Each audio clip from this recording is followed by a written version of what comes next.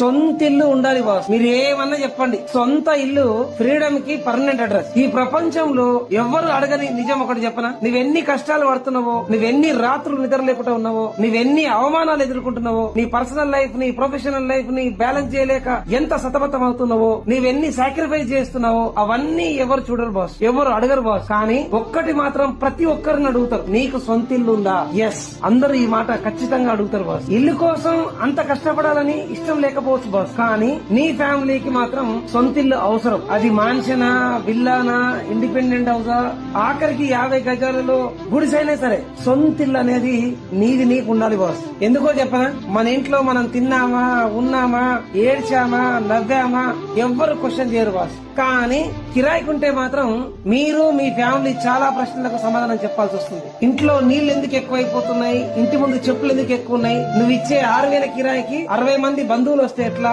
మీ parents మీ దగ్గర ఇంకెన్ని రోజులు ఉంటారు? ఇలాంటి ప్రశ్నలతో నీ జీవితమే ఒక క్వశ్చన్ పేపర్ అవుతుంది బాస్. దేశానికి స్వాతంత్రం వచ్చి ఎన్ని సంవత్సరాలైనా నీకు నీ ఫ్యామిలీ